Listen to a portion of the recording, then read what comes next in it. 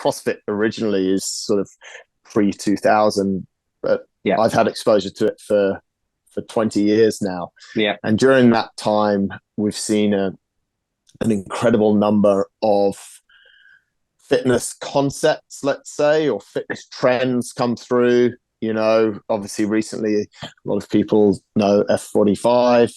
There's just been hundreds, and Les Mills did a fantastic job to grow the industry for us, and all of this.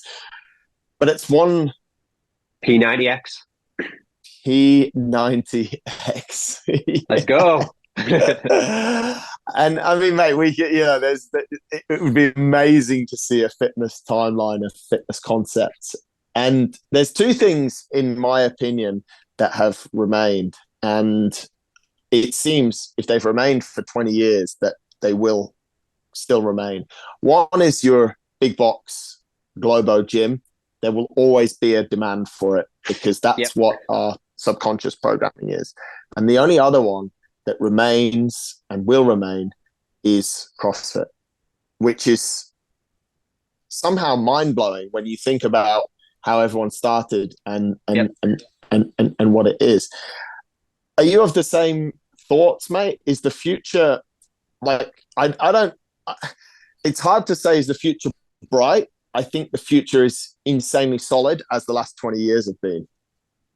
Yeah, I think I agree. I think it was one of the reasons for affiliating was honoring the educational process that allowed me to do what I do as a career.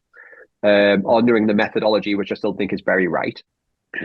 I think the basic principles and the basic methodology, the original journal articles, I think still pretty much bang on.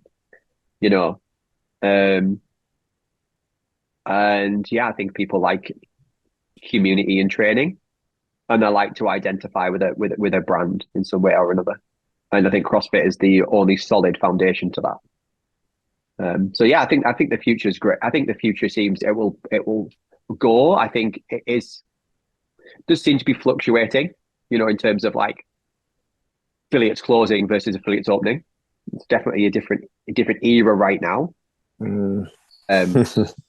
So you have to. So I think I can't see CrossFit going anywhere. But also, I am always excited to see what does pop up and what that can bring to the table. Because what CrossFit's really good at is when things pop up and bring to the table, it usually extracts what's pretty good from them anyway. I guess, and you mentioned it before, mate, one of those things is obviously Hyrox is popping up and getting everyone quite excited. Yeah. Mixed thoughts in my brain about that. The good guy and the bad guy. What's your rundown on it? I think it's been, if you're doing it, then like, again, I'll shoot myself in the foot, but everyone's just capitalizing, especially gyms are capitalizing on it. And, I've got clients, I'm talking to them, and I'm just like, I'm thinking of doing a Hyrox. I'm like, just go do one then. They're like, no, I need to train for it. I need to do Hyrox training. I'm like, not really been out enough for anyone to understand what Hyrox training is. Just go a bit longer for a while. Like, you work the mid range, you're working the short range, then maybe now like work the short range and the really long range. Add some long runs in, add some long cardio equipment in. I don't see it being dialed in enough to truly like. I do work with some clients and I do some individual Hyrox stuff, but a lot of that I program for, I like to do like pain training, like pain threshold training. So a lot of like, I like to break that down into physical and positional discomfort. So getting people against, say, front rack kettlebell hold, too heavy kettlebells, put your elbows in your stomach so you can't breathe, hold it, stand there for 7 minutes. Like positional discomfort. Real life scenario, you bought too much shopping from the shop and you're trying to get it to your car without dropping it. Positional discomfort. Then there's metabolic discomfort, so i.e. putting yourself in such a higher capacity that you suffer the after effects of lactic as fuel, and you have the horrible burning sensation and you're going to puke your guts up. Or you have the muscular endurance thing where it's, the barbell's so light, but you've got to do 500 reps with it. It's 1,000 air squats per time. You can do it, but it sucks. And and it's taking components like that, and it's why would you put stuff like that? And it's like, because I want people to be uncomfortable and being okay with it, knowing they're not going to die. So when I'm working with the people who are doing Hyrox, I'm working a lot on physical discomfort, and then also getting them going along, doing muscular endurance sets of things. But maybe it's just my brain. Maybe other people might need to think and program that and think it's this big event. I'm just like, nah, let's just give these guys something that sucks. Let's just navigate it towards the target a little bit more. Let's shoot a bit sharper. But I think most people can get through it, Yeah, it's an interesting one. We had it in Dubai recently, and it's exactly what you said, mate. The next week, everyone's jumping on the bandwagon, and half a dozen people messaged me or saw me and said, "Oh, when are you starting a Hyrox class?" And I said, "Well, there's two components to this. I'll start a Hyrox class if you're still interested in a year, is number one.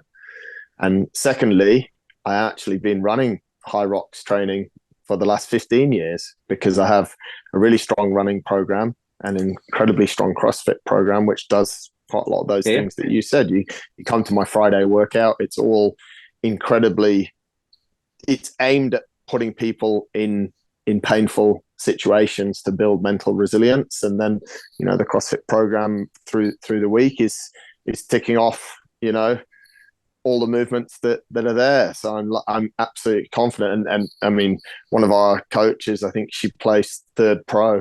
So it's kind of a little bit the proof's in the pudding, Yeah, I've had a couple of podium finishes. Like my team came sixth a few years ago when I did it. Like, it wasn't that bad, really. That was just when I was coming through my injury, And it was fun. Don't get me wrong. And you know what I do like about it is it's drawing people outside of the CrossFit umbrella into fitness. 100%. Like, that's a really cool thing, right? Like everything that we say, or when we like a level of judgment to it, the bottom line is, how do we get as many people as we can training and being well? Yeah. If we increase wellness and then we can decrease poverty, not us specifically, I'm just the fitness guy. Decrease poverty, like we're in a much better place as a humanity. And and things like Hyrox, which is getting people in who think, I can't do CrossFit, but maybe I can do this thing that's going to take me an hour or a couple of hours. This might be cool, and it's not coming in as a crazy high skill thing, because as CrossFit has geared itself to, well, it's standardized itself, which is nice, but it's geared itself more towards the open. So as CrossFit has grown, the athletes and the potential and the capabilities in the gym have increased massively. Things that took us years to learn to do take people like a few months now. However, when people walk in and they've never seen it before, they haven't seen the slow progressions and the progression in skill in the coaching that we can make people do things now. People don't realize that it used to take us months to teach people to do muscle ups or to do kipping pull-ups. Now it takes a few weeks, maybe, if they've got the bare minerals.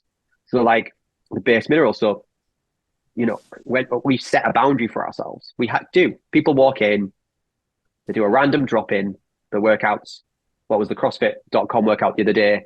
400-meter run, 50 double unders, 5 wall walks plus 1 wall facing strict handstand push up every rep. I understand that it can be scaled, but I also understand someone walking in the gym and seeing a bunch of people do that is a high entry level, is a high bar. Something like Hyrox comes up and it's actually dropped that entry level, and people will do that. And maybe like me searching for a Jim Jones thing, they will navigate their ways towards a CrossFit style of training.